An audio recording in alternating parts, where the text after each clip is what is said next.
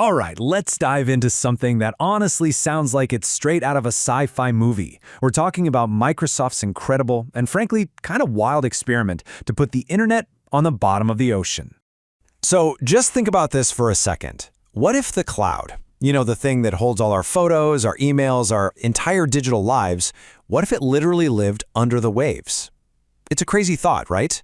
But it was the core idea behind a very real experiment called Project Natick. And this whole thing didn't start in some stuffy corporate boardroom. It actually kicked off back in 2013, all thanks to an employee at Microsoft who had served in the US Navy.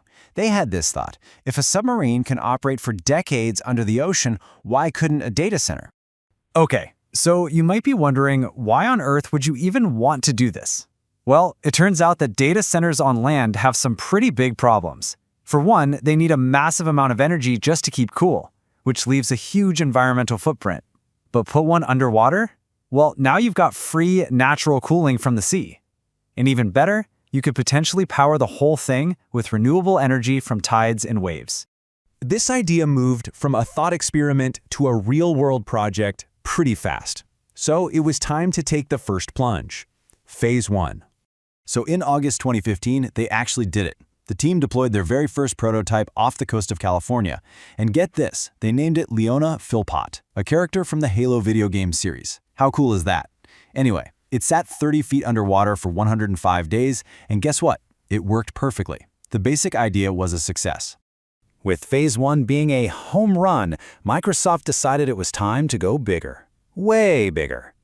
The next step was to really put this concept to the test in harsher, more realistic conditions. And that brings us to the Orkney experiment Phase 2. And for this next phase, man, they did not pick an easy spot. They went all the way to the remote and rugged Orkney Islands off the coast of Scotland. This place is known for its powerful tides and cutting-edge renewable energy research. It was the perfect proving ground.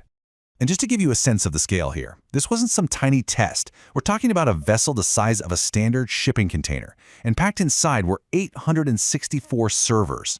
This was a full-on self-sufficient data center sitting on the seabed. So here's a quick look at the project's journey.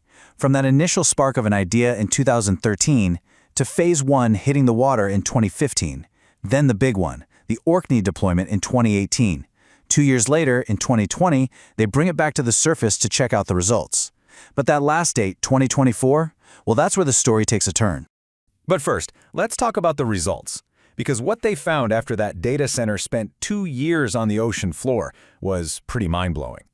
By pretty much every measure, the data they pulled from the deep showed a huge success. First off, the most stunning result, it just worked. It ran on the seabed completely on its own for over 2 years without a single hitch. And it wasn't just sitting there.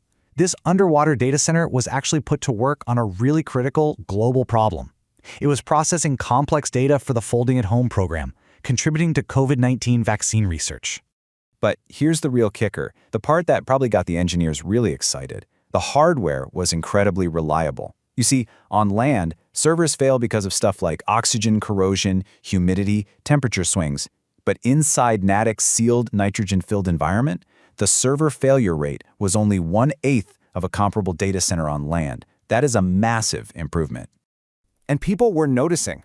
The project's green credentials even earned it the Carbon Reduction Award from Scottish Renewables back in 2018. I mean, everything was pointing to this being a wild success story.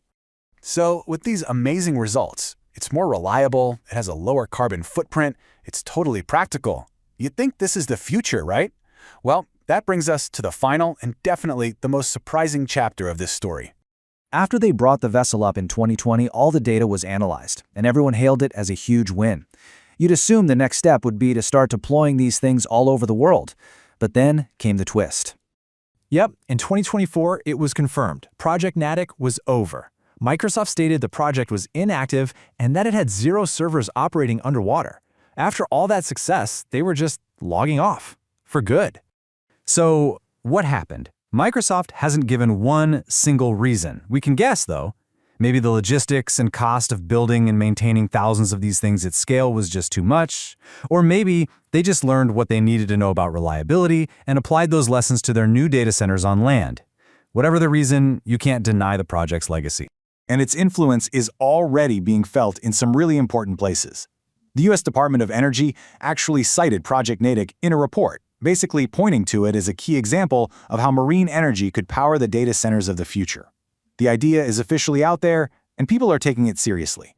So that leaves us with this final question. A project that succeeded on pretty much all of its technical goals, but was ultimately shut down. Do you call that a failure? Or is this just what innovation looks like? A bold, necessary, and really inspiring step forward that paves the way for whatever comes next. What do you think?